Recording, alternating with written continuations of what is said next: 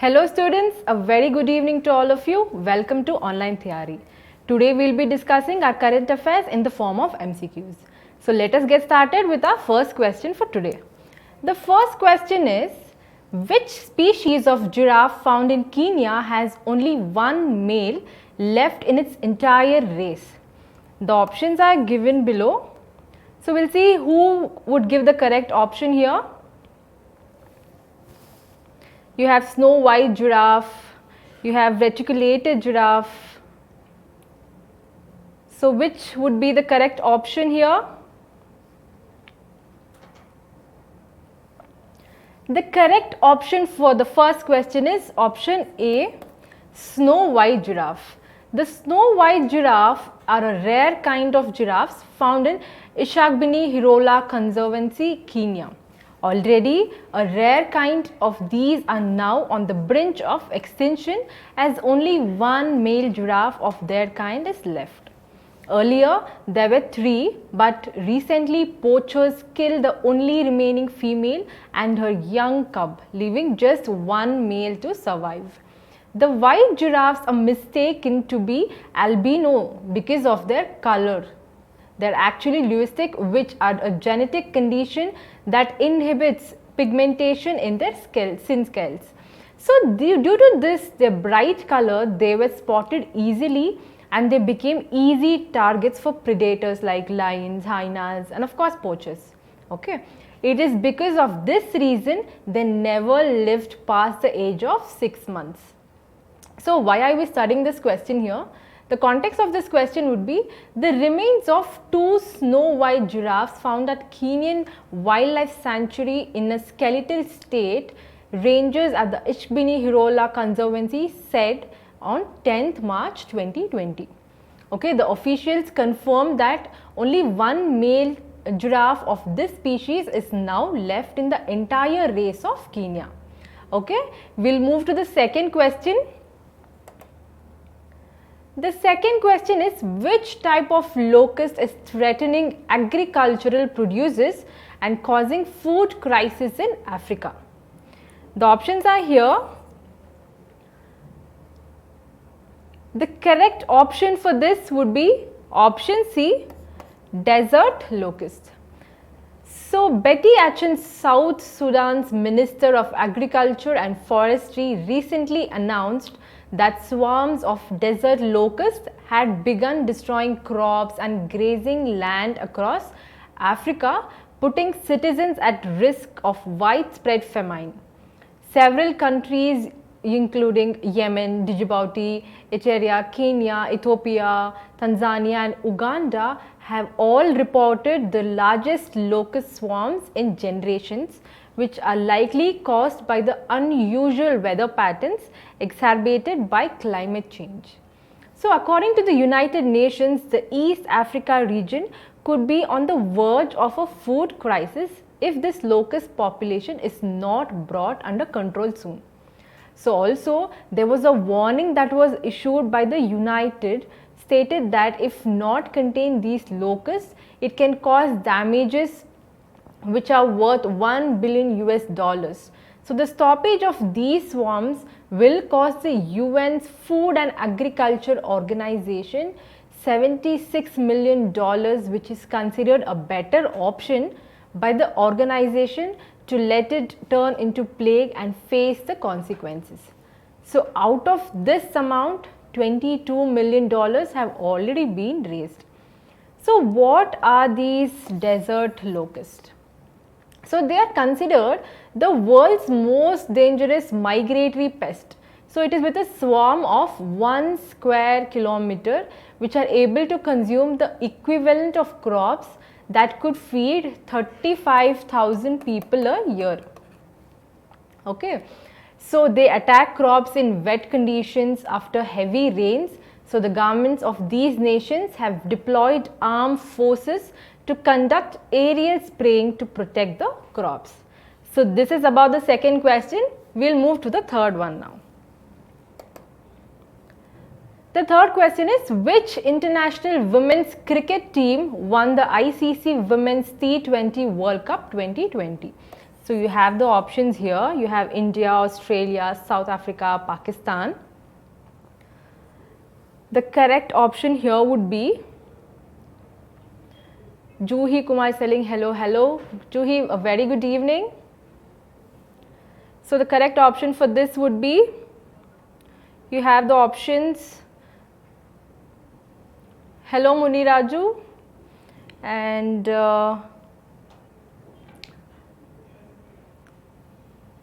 Travis is telling Australia, okay, and Juhi is telling C, that is South Africa, good. Bhupendra Chaura is telling Australia, Muni Raju is telling Australia, okay. Hello Imran, hello Mukul. So the correct option here would be option B, Australia. The Australian national women's cricket team, it won its 5th World Cup title on March 8th against India at the Melbourne Cricket Ground in Melbourne, Australia. Okay, so the 7th edition of this ICC Women's T20 World Cup, it was held in Australia this year from 21st February to 8th March. Okay, so it was between 10 nations. The top 8 teams of 2018 edition, they automatically qualified for this year's tournament, and the remaining 2, they qualified from the 2019 ICC Women's World T20 qualifier. Okay. The final match, it was held at Melbourne Cricket Ground, Australia and India. So where Australia defeated India by 85 runs to clinch the World Cup title for the 5th time. So this was the consecutive 5th time, and Australian player Alyssa Healy was named the player of the match, and her teammate Beth Mooney was awarded the player of the tournament award. A good job whoever of the correct answer. We'll move to the 4th one now. The 4th question is a statement based. Be careful with this.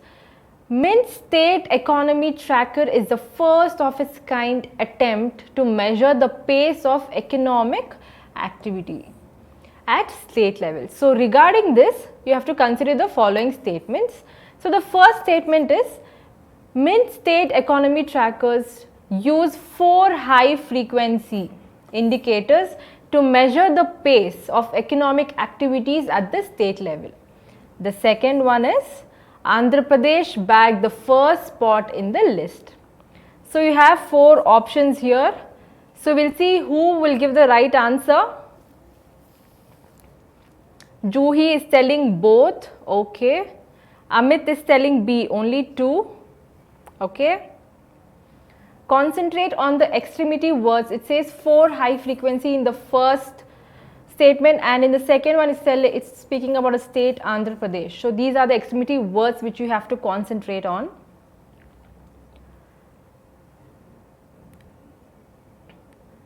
So Imran Ansari is telling both 1 and 2, that is option C. Okay, Juhi is telling both 1 and 2. Dharmendra Kumar is telling 2. Okay. The correct option here would be option D, neither 1, neither 2. So it is neither of them. I'll tell you why. See, all the southern states, they saw a rise in economic activity and moved up the list in Mint State Economy Tracker for the month of January. Karnataka bagged the first spot. So it is not Andhra Pradesh, it was Karnataka, and it was followed by Tamil Nadu at the second, and the third place it was at West Bengal. So all the states except Andhra Pradesh, they showed progress and moved up from their previous ranks. Other states that moved down the list were Gujarat and Maharashtra. Okay. Mint State Economy Tracker, it measures the pace of economic activity at state level. It is based on 7 high frequency indicators. It is not 4, it is 7. So these 7 indicators encompass consumer demand, that is vehicle sales, air passenger growth, inflation and credit growth, barometer like of industrial activity like power demand, public investment and tax receipts. So the 10 largest state economies in the country that exceeded 5 trillion in GDP as of 2017-18, they were included in the tracker. So other state economies, they have been clubbed into two broad categories. Okay, so they are mid-sized state economies and small sized. So they are mid-sized and small size. So in mid-size, what happens is there is GSDP between 3 to 5 trillion dollars, and in small size, so the GSDP is less than 2 trillion. Okay, so this is about the fourth question. So always when you have a statement based questions, concentrate on the extremity words.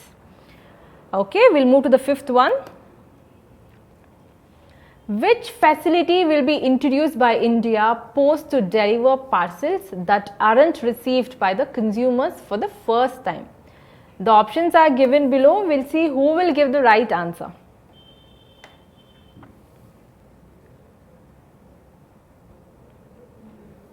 Mukul is telling, okay, that's the previous one. Okay, Juhi Kumari, Amit Roy, Arjun. Hello, Arjun.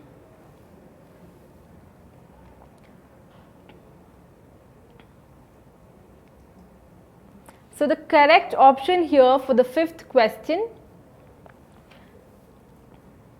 it would be option A, digital parcel locker facility.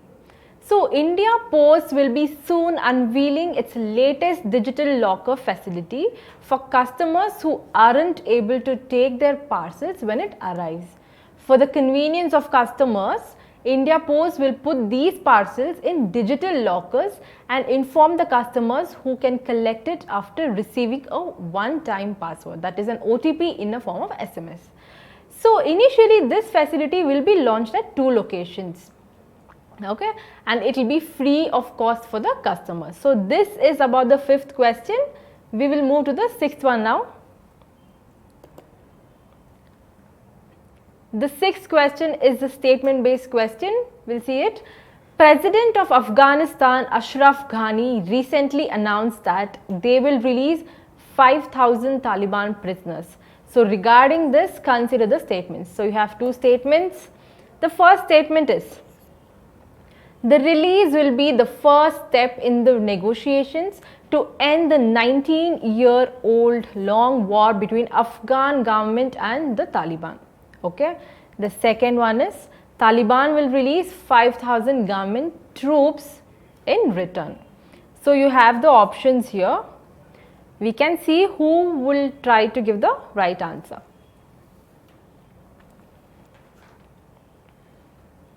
So it's a statement based questions. You have to focus mainly on the extremity words. I always tell you this. So they're telling it will release 5,000 government troops in return. Okay, and it's a 19-year-long war between them, that is between the Afghan government and the Taliban. Okay, so you have the options. So Mukul is telling both 1 and 2. Okay, Dharmendra is telling option 2. Travis is telling option B. Imran is telling option B. Okay, so Mukul is confirmed that option is correct. Okay, we can see which is the right answer here. So the correct option would be option B, only 1. We'll see why. Afghanistan has been at war internally with the extremist group Taliban since 19 years. Okay, so the government of Afghanistan, led by President Ashraf Ghani, they will release 5,000 Taliban prisoners, stepping forward to begin talks for peace with Taliban. Okay, so a decree was signed between the president that would be facilitate the release of the prisoners according to the accepted framework. So according to the decree, the Taliban side of bargain includes a reduction in violence during the period up to the release and also beyond it. Okay, so the release procedure will begin from 14th March, and in exchange of the prisoners Taliban, and they will release 1,000 government troops. So they will be releasing 1,000 government troops, and at a point in deal in the reduction of US troops to 8,600 soldiers in Afghanistan within 135 days. Okay, and they'll also complete removal of with their NATO allies within 14 months if Taliban lifts, and up to this the end will deal. Okay, so this is about the 6th question. We'll move on to the 7th one. A good job of who all have answered it right. The 7th one is, what is the amount of bad loans owed to Yes Bank by 10 large business groups? So Yes Bank is in news as of now. So we'll see who will give the right option. You have the options below.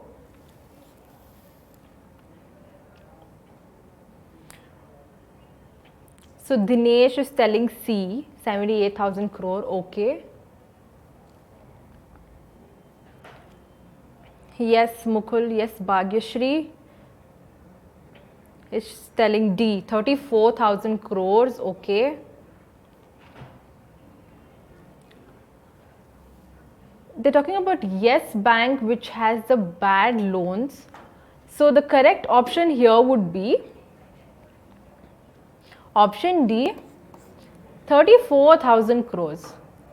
So there were 44 companies that belong to 10 large business groups in India. They account for bad loans worth of 34,000 crore rupees for Yes Bank.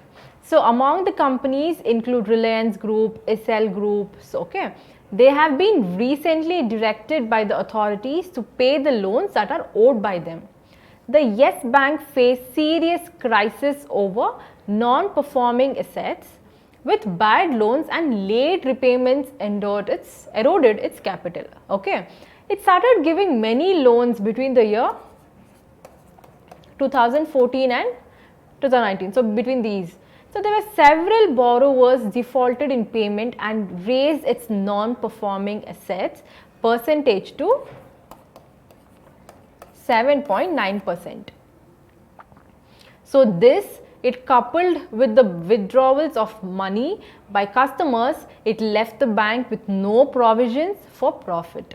So the stocks fell and the crisis were declared. So this was when RBI came to rescue, and it announced the scheme of reconstruction, which will include SBI, which will acquire 49% of its Yes Bank stake.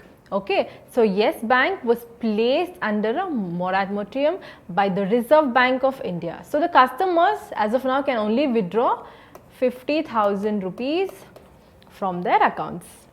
Okay, so this is about the 7th question. We'll move to the 8th one. The 8th one is, Mumbai-based company JM Baxi will raise equity investment worth rupees 1,400 crore from which of the following? So you have the options here. So we'll see who will give the right option. You have American Investment Plan Board, Canada Pension Plan Investment Board. Okay. Travis is telling A. Okay, Dharmendra is telling B, option B. Okay, Imran is telling D. The correct option here would be, I'll just let you know, it is option B, Canada Pension Plan Investment Board. So Mumbai-based logistics firm JM Baxi is in the process of raising 1,400 crores as equity investment from Canada Pension Plan Investment Board. So the company, it aims at raising close to 200 million USD, that is for a minor stake. Okay, the investment, it will be for a 35% equity stake. So it is for 35% equity stake in International Cargo Terminals and Rail Infrastructure Limited. So this is a Delhi-based subsidiary of JM Baxi Group, which handles certain port terminals and infrastructure businesses. Okay.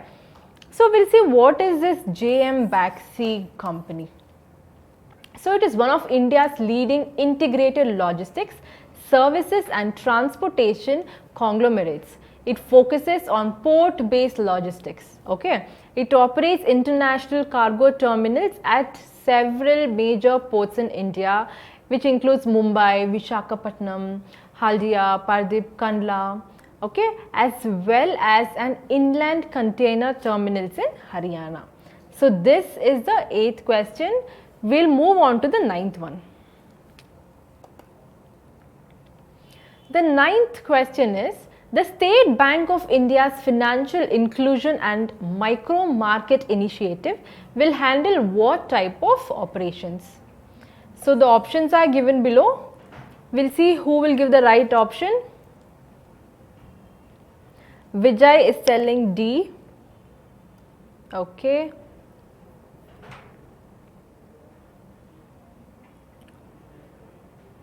So it is talking about State Bank of India's Financial Inclusion and Micro Market Initiative.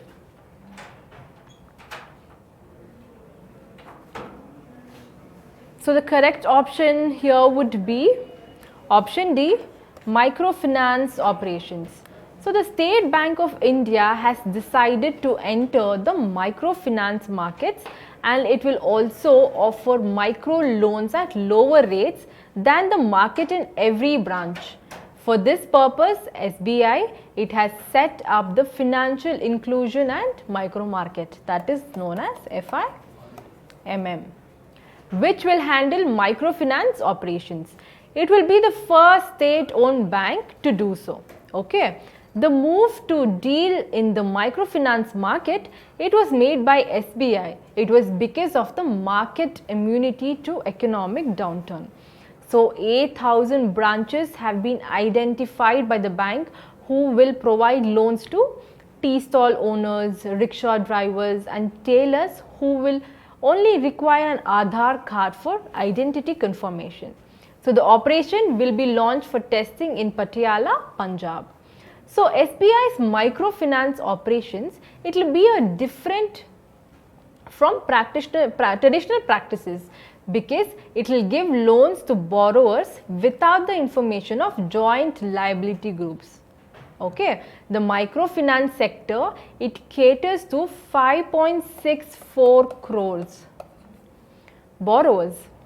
Okay, the segment's gross loan portfolio, it grew 24% year on year.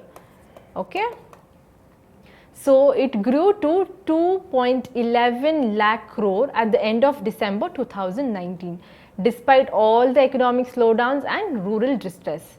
So banks as a cluster, they hold the largest share of microcredit portfolio with 83,876 crore. They have loan which is outstanding at the end of 2019.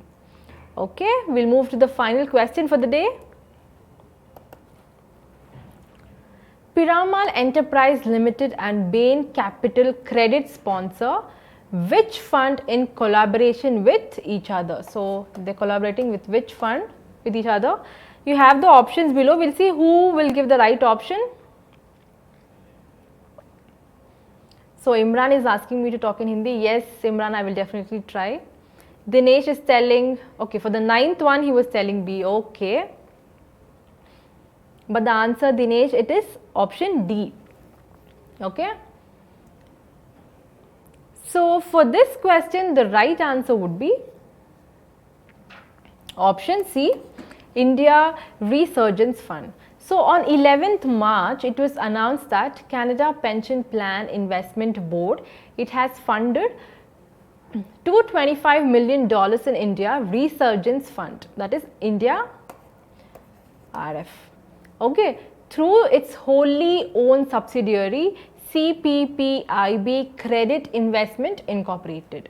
This makes it CPPIB's second investment in the fund after sponsoring India's first renewable energy focused infrastructure investment trust. So India Resurgence Fund, it was initiated to invest in distressed asset in India by buying their existing debt and equity securities from the lenders through bankruptcy courts and newly issued securities. So the fund then revitalizes these assets through recapitalization and operational movements. So it has also invested $156 million in Archean Chemical Industries and $144 million in Panchia Biotech. That is a pharmaceutical biotechnology firm. So Piramal and Bain, so these two, they have pledged $100 million to each project. So later, the International Finance Corp became an anchor investor by further investing $100 million more. Okay. So this is all for today. So we have covered all the news of today. Tomorrow we will be coming up with another set of MCQs for you. Okay. Until then, signing off, Meghna.